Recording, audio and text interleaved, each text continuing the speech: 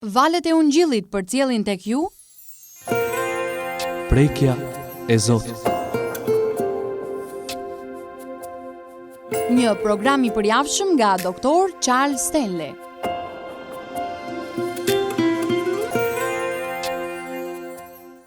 Zoti punon në jetën tuaj dhe timen çdo ditë dhe në çdo kohë.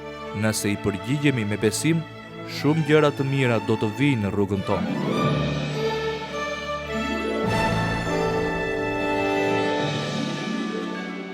Të dashur dëgjues, përshëndetje.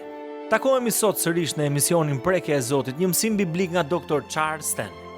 Mateu kapitulli 14 na tregon historinë e Pietrit duke ecur në ujë drejt Jezusit. Kur Pietri i largoi syt nga Perëndia dhe shikonte përreth dallgëve, u tmerrua edhe filloi të zhytet. Tani, shumë njerëz kanë qenë kritik ndaj Pietrit për mosbesimin e tij. Por a nuk e gjejmë shpesh vetveten duke reaguar ndaj vështirësive në të njëjtën mënyrë? Nga një herë ne ecim përpara me besim tek Zoti, por ndodh që herë të tjera na pushton dyshimi. Shqetësohemi, po sikur të ndodh diçka, si do ta përmbush Zoti premtimin e tij? Edhe i heqim syt prej Zotit për t'i vendosur në ndallgët e pasigurisë.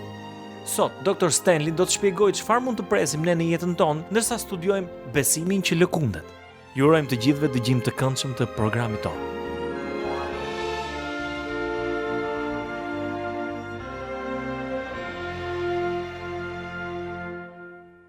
Le t'i kthehemi së bashku Biblës tuaj te kapitulli i parë i letrës së Jakobit.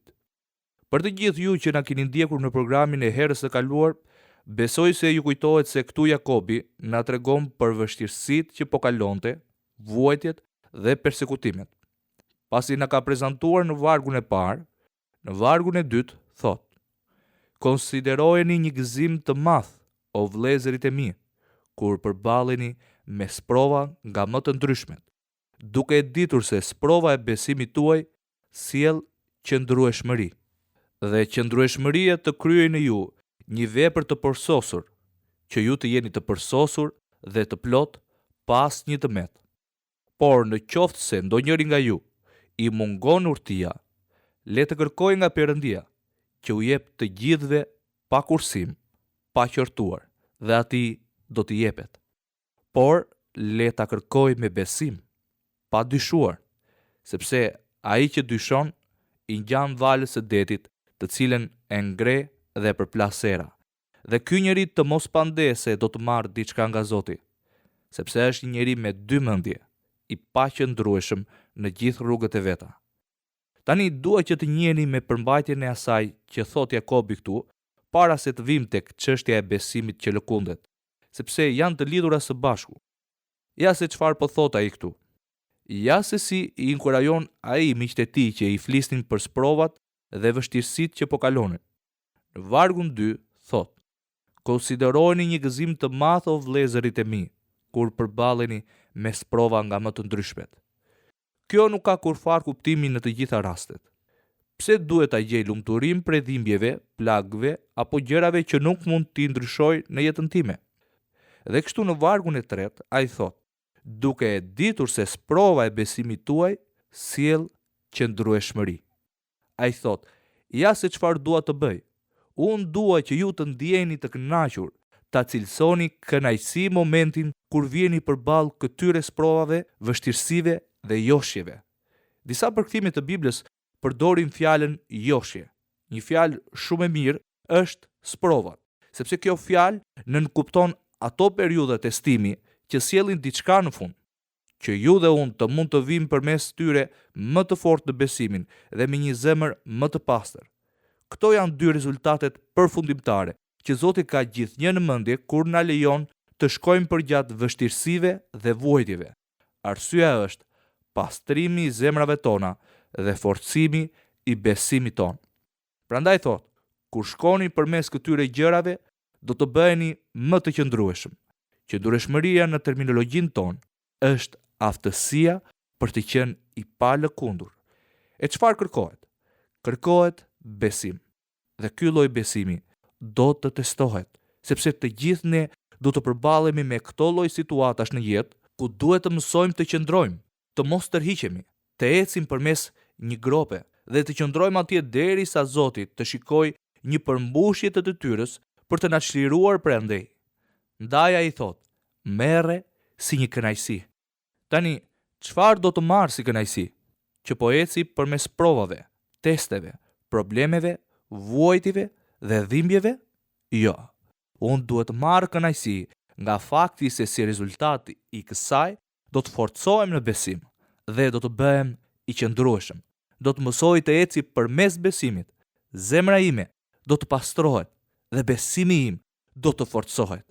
Të gjithë mund të marrim kënaqësi nga një besim i forcuar dhe një zemër e pastruar. Kur flet për rezultatet, ai flet rreth faktit se qëndrueshmëria është rruga e Zotit për të na plotësuar, për të na aftësuar që të bëjmë pikërisht ato gjëra për të cilat ai na krijoi. Kur thot i kompletuar, ai nënkupton se Zoti do të punojë në jetën time derisa ju dhe unë të jemi krejtësisht në gjendje të bëjmë atë që ai na ka thirrur të bëjmë dhe të jemi njerëzit që Zoti do. Ai nuk po flet për një përkryerje që ka vetëm mungesën e mëkatit. Ai po flet për një proces të pjekur dhe të vazhdueshëm që shkon përgjatë gjithë jetës sonë. Kur Zoti po na përsos dhe përgatit për të përmbushur planin e tij, atëherë ai thot në vargun e 5: por në qoftë se ndonjëri nga ju i mungon urtia. Kush po fliste rreth urtisë deri tani? Ne në fakt po flisnim rreth provave, dhimbjeve dhe vajtimet e zemrës si vuan.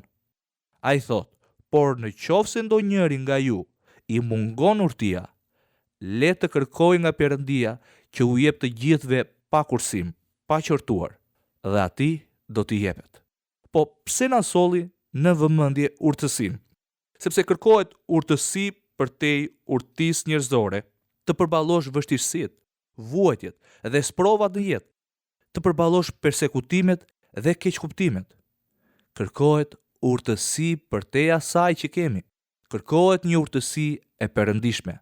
Dhe përpasoj sa herë që kemi dhe përballemi me këto situata dhe rrethana në jetë, nëse do të përgjigjemi si duhet, kemi nevojë të njohim urtësinë e Perëndisë. Kështu do të përballojmë situatë që janë jashtë kontrollit tonë dhe gjëra që nuk mund t'i ndryshojmë. Kështu që ai thot, tani në mënyrë që të merrni llojin e urtësisë që do t'ju plotësoj, duhet të qëndroni dhe të dilni nga sprova me një zemër të pastër dhe besim të forcuar. Kështu Zoti do t'ju bëjë njeriu që ai do që të jeni. Ky lloj besimi vjen nga Perëndia. Dhe nëse do t'ja kërkoni, jam i bindur se ai do t'ua jap me shumë bujari. Ai thot, Zoti do t'ua jap atë me kënaqësi, dhe ai nuk do t'ju ngacmoj më për këtë. Në vargun e 5, ai thot, ai u jep të gjithëve pa kursim, pa qortuar. Ai nuk do të kthehet dhe të zihet me ju rreth kësaj. Kjo sepse ai jep gjërat pa kursim. Por shiko se çfarë thot në vargun e 6.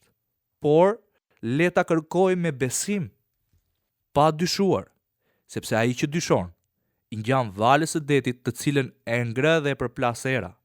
Vargu i 7. Dhe ky njeri të mos pandesë se do të marrë diçka nga Zoti. Çfarë bën ai kështu? Ai krijon atmosferë këtu, persekutim, vështirësi dhe vuajtje. Zoti është në procesin e të mësuarit ton. Ai po na mëson se si të qëndrojmë fort në besim, të pastrojmë zemrat tona dhe të forcojmë besimin ton. Dhe ai thot, kjo vjen si rezultat i të përgjigjurit mençurisht. Nëse i përgjigjem vështirësive, vuajtjeve dhe sprovave me mallkime, inat, dhimbje, hidhërim, ofendime, armiqësi dhe reagime të egër, ai thot se po përgjigjem në mënyrën e gabuar. Nëse përgjigjem në mënyrën e dur, do të kem nevojë për urtësinë e Perëndisë që të jemi aftë të dëgjoj kritikat. Ti pranoj dhe të lëviz përpara. Unë kam nevojë të aftësohem të pranoj vështirësitë dhe vuajtjet, të shoh tek Perëndia dhe të përgjigjem në mënyrë të mençur. Nëse e bëj këtë, ai thot që unë do të kem nevojë për urtësi. Dhe kjo vjen kur ja kërkon Zotit. Ai me bujari do t'ua jap. Nëse përgjigjem në mënyrë të drejtë, do të dal i fituar. Nëse nuk e bëj, ose nuk dua ta bëj, edhe nëse nuk kërkoj me besim, do të jetë njësoj si dallgët e detit që përplasen sa ndej këndej. Ai thot, unë nuk do të marr asgjë. Për më tepër në vargun e 8 thot, sepse është njeri me dy mendje. i paqëndrueshëm në të gjitha rrugët e veta. Kështu, ai vendos të gjitha rregullat këtu për çështjen e dobësisë në besimin ton, që është besimi i lëkundur. Tani, çfarë gjëje në këtë botë po e lëkund besimin? Besimi i lëkundur është besimi i pavendosur, që lëviz pa pushim nga po unë besoj se ai do ta bëj, tek nuk jam i sigurt se ai do ta bëj. E di që ai do ta bëj. Jo, nuk mendoj se do të ndodhë ndonjë gjë. Mendoj ai pati këtë gjë në mend. Unë isha i sigurt se kështu tha Zoti. Nuk jam më i sigurt se çfarë thot Zoti. Ula në gjunjë dhe i kërkova Perëndis këtë gjë, por në një farë mënyre nuk jam i sigurt nëse do ta bëj ose jo. Lëkundu para dhe prapa, andej dhe këtej. Ai thot në vargun e 6, ngjan valës së detit. Era e shtyn në një drejtim dhe vala ecën po andej. Era shtyn në drejtimin tjetër dhe vala kthehet po andej. Është si një blok i mbërthyer në det. Dhe për një moment duket sikur do të shpërthejë në breg. Gjëja tjetër që dini është se do të dalë jashtë detit. Dhe kështu thot, ja se çfarë do të thot besimi lëkundur. Është dyshimi në Perëndin dhe të qeni si valët në det, të shtyra dhe të përplasura nga era. Mos prit asgjë nga Zoti nëse besimi yt është i lëkundur. Dhe ai thot në vargun e 8, veç kësaj, ne jemi njeri me dy mendje, i paqëndrueshëm në të gjitha rrugët e veta. Tani çfarë mund të presim ne? Cilat janë pasojat e besimit të lëkundur? Nëse ecim sipas ndjenjave dhe arsyes dhe provojmë të gjejmë kuptimin e të gjitha gjërave, por nuk i kuptojmë rrugët e Zotit, ne do të veprojmë përmes shenjave, zërave dhe ndjesive të mia, ndjenjave të mia. Cilat do të jenë pasojat? Pasoja nr. 1 është që ju do të mbeteni pa bekimin e Zotit. Dëgjoni çfarë thot ai në vargjet 6 dhe 7. Por le ta kërkojmë me besim, pa dyshuar, sepse ai që dyshon i ngjan valës së detit, të cilën e ngre dhe përplas era. Dhe ky njeri të mos pandese do të marrë diçka nga Zoti. Tani kjo është shumë e fortë. Pa prit një minutë. A nuk është ky Zot i dashurisë? A nuk është ky Zoti që thoni se na do pa kushte? A nuk është ky ai që tha tek Ungjilli Mateut, kapitulli 7, vargu 7, lypni dhe do t'ju jepet, kërkoni dhe do të gjeni, trokitni dhe do t'ju çelet? Çfarë lloj Zoti është ky që na shoqëron dhe thot, nëse keni besimin e lëkundur, mos prisni asgjë nga unë. Tani le të bëj një shpjegim këtu. Një njeri që sapo është shpëtuar, që e ka të vështirë të di diçka rreth mësimit të Biblës, do ta ketë shumë të vështirë që të mësoj dhe të besoj tek Perëndia. A e di se çfarë? Zoti është tepër i kujdesshëm, i dashur dhe i duruar me të. Por çfarë bën ai? Zoti i shtyn me shpejtësi, sepse do që ata të mësojnë ta besojnë. Por tani që po flasim rreth të besuarit në të, besimi ynë është duke u lëkundur dhe ai thot, mos prit asgjë. Pse duhet ta thot Zoti këtë? Mirë, mendo pak rreth kësaj. Si mundet që Zoti të mos e nderojë vetveten? Kur thot tek Ungjilli Mateut kapitulli 21, vargu 22, dhe gjithçka të kërkoni në lutje, duke patur besim, do të merrni. Ndodh që edhe pse e di se ajo çfarë thot Zoti në fjalën e tij është e vërtetë, ndihesh i lëkundur dhe në një farë mënyre nuk mund t'i kapërcësh dot këto ndjenja. Ai thot, mos prit asgjë. Besoj se e kuptoni se çfarë po them. Zoti nuk e di se kur mund të besoj ty dhe kur jo. Në fakt, natyra e dyshimit, jo vetëm që e bën të pakënaqur Zotin, por vën në dyshim dhe integritetin e tij. Ai është Zoti i besnikërisë absolute. Ai do të mbajë edhe premtimin më të vogël që na ka bërë. Zoti do t'i përgjigjet lutjeve tona. Ndoshta mund të thoni, tani prit të shohim çështjen e përgjigjes ndaj lutjes. U luta për disa gjëra dhe i besova Zotit për to, por ai nuk bëri asgjë. Nëse ju dhe unë i lutemi Zotit dhe e dim se është në përputhje me vullnetin e Atit, i besojmë atij dhe presim që ai ta bëj, dy gjëra do të ndodhin. Ai do t'u jap në mënyrë eksakte gjithçka që i kërkuat, ose do t'u jap diçka më të mirë, jo diçka më pak, por diçka më mirë. Kjo do të thotë që kur ju dhe unë shkojmë tek Ati dhe i kërkojmë diçka specifike, si fëmijë të Zotit, nuk ekziston asnjë mënyrë që të humbasim. Tani ai mund t'ju jap një përgjigje dhe ju mendoni, mirë o Zot, po nuk të kam kërkuar këtë gjë. Ndoshta nuk më ke kuptuar dhe aq mirë. Kështu ne dyshojmë në vërtetësinë e fjalës së Zotit dhe të karakterit të tij dhe i humbasim bekimet. Sepse fjalia jonë e parë tregon një besim të lëkundur. Ai thot, mos e prit atë që ka thënë Zoti, nuk ka për të ndodhur. Kjo është një goditje ndaj Zotit. Ha Perëndi, e di se ti e ke thënë këtë gjë, por nuk ma merr mendja se do ta bësh vërtet. Tani, ja se si punon djalli. Djalli nuk do t'u thoshte kurrë, i thoni Zotit se nuk e besoni. Ai thot, ti e di që nuk po ndodh asgjë. Zoti nuk po i përgjigjet lutjes tënde. Fakti që përgjigja e lutjes nuk vjen kur e dua dhe ashtu si e dua unë, nuk do të thotë se Zoti nuk po punon në jetën time dhe nuk po i përgjigjet lutjes sime. Çfarë po ndodh? Ne na mungon bekimi i tij. Zoti nuk po flen në jetën tuaj. Nuk dua ta di se sa në formë jeni. Ju mund të jeni aq të humbur sa s'ka ku të shkojë, por Zoti përsëri punon në jetën tuaj. Ju jeni një nga fëmijët e tij, se edhe pse po kaloni kohë të vështira, përsëri Zoti është me ty. Zoti nuk fle gjumë. Ai vazhdon të punojë në jetën tuaj. Por çfarë bëjmë ne? Nëse duam ta kapërcejmë këtë gjendje dhe të marrim bekimet më të mira të tij, ne duhet ta besojmë atë, pavarësisht nga ajo që shohim, ndjejmë apo dëgjojmë. Kjo është mënyra se si vepron Zoti. Kështu, para së gjithash, bekimi i Zotit ta mungon. Gjëja e dytë është kjo. Shpesh janë gjëra të vogla që e lëkundin besimin. Mund të thoni, i besova Zotit, por nuk më shkoi mbar.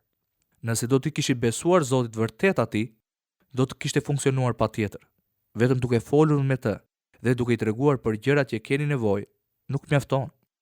Kujtoni atë që ai thot tek Ungjilli Mateut kapitulli 7 vargu 7. Lypni dhe do t'ju jepet. Kërkoni dhe do të gjeni. Trokitni dhe do t'ju çelet. Por ai thot tek Ungjilli Mateut kapitulli 21 vargu 22. Dhe gjithçka që kërkoni në lutje, duke patur besim, do të merrni. Nuk është vetëm kërkesë. Dua që ta shihni me vëmendje këtë gjë.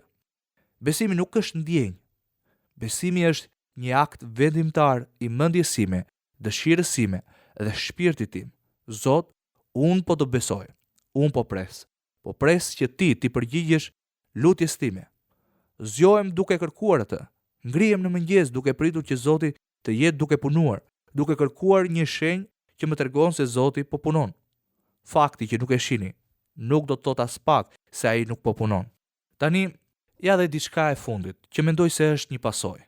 Ndoshta mund të ketë shumë, por do të përmend një gjë të fundit. Jo vetëm që bekimi i Zotit do të më mungojë, jo vetëm që do të rrëzohem prej shumë gjërash të vogla që normalisht nuk do të më trondisnin, por do të jem shumë i trishtuar. Nuk do të kem as pak paqe. Paqja ime do të shndërrohet në mjerim, sepse si mund të jetoj unë në paqe absolute në jetën time, duke përballur vështirësitë. Dhe ne të gjithë kalojmë situata të tilla. E dini çfarë? Nuk do të ketë në këtë jetë kohë në të cilat nuk do të përballemi me diçka. Nëse nuk kemi një besim që është i qëndrueshëm, i sigurt, i fiksuar dhe i fokusuar tek Zoti, do të bëjmë zigzake në rrugën tonë të jetës dhe do të humbasim gjën më të mirë që Perëndia ka për ne. Do të humbasim më të mirën, sepse ai thot tek letra e Jakobit, kapitulli 1 vargu 8, sepse është një njeri me dy mendje, i paqëndrueshëm në gjithë rrugët e veta. Ai nuk do të fitojë asgjë. Dhe unë mendoj se një nga arsyet që shumë njerëz nuk luten, është se kanë dështuar një herë në besimin e tyre. Tani kjo është linja bazë.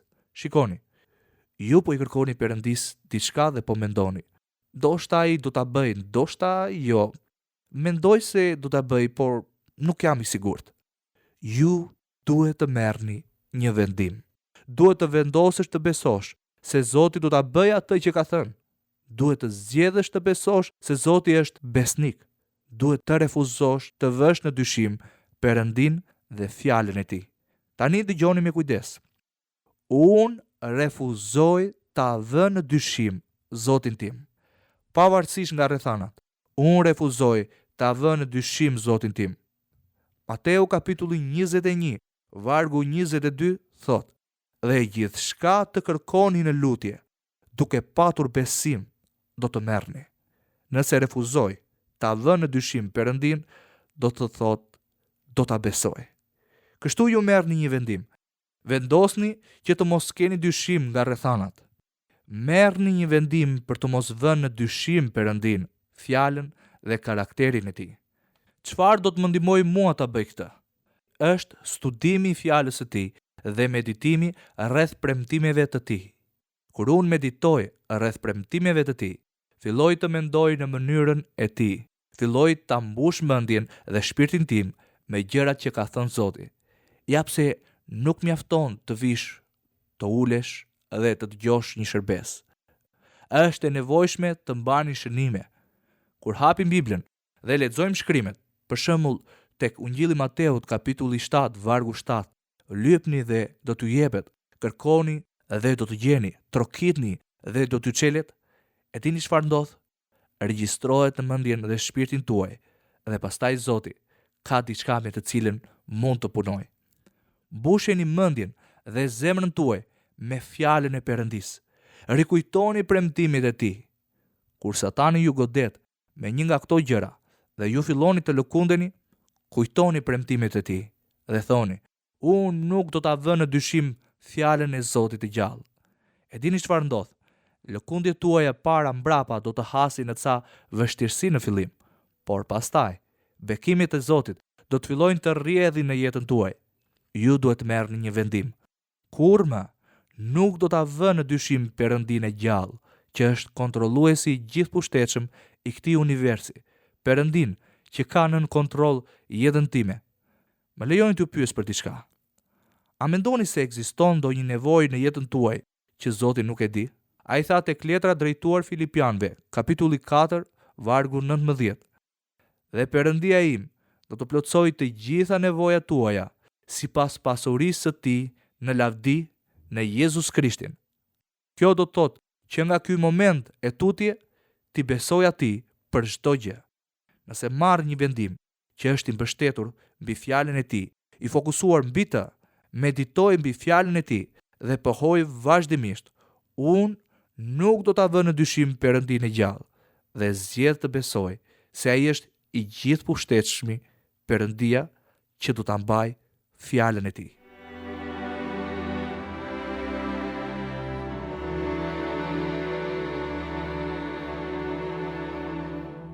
Zoti i di të gjitha detajet e gjendjes suaj edhe ka përgjigjen që po kërkoni. Në programin e ditës së sotme, Dr. Charles Stanley shpjegoi se megjithse udhëzimet e Perëndisë mund të mos jenë gjithmonë ato që duam ne mund të jemi të sigurt se ajo që na thot ai të bëjmë do të jetë për të mirën tonë edhe për lavdinë e tij. Kur rrethanat tona duket sikur po rrotullohen në rrëmuj, është e rëndësishme të kujtojmë se Zoti është nën kontroll edhe se ai është besnik. Psalmi 119 na inkurajon të kthehemi shkrimeve për siguri dhe mbështetje. Vargjet 89-93 thon: Gjithnjë o Zot, fjala jote është e qëndrueshme në qiejt.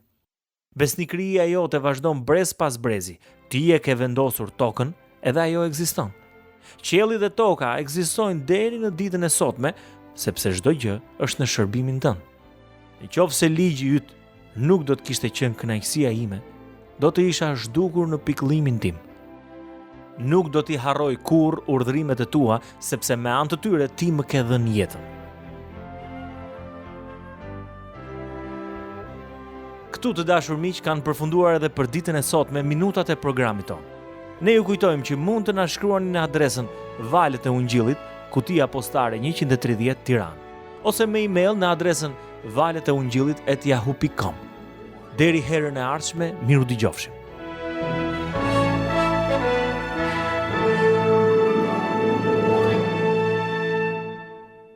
Ndoqët programin Prekja e Zotit. një prodhim i organizatës radiofonike Valët e Ungjillit.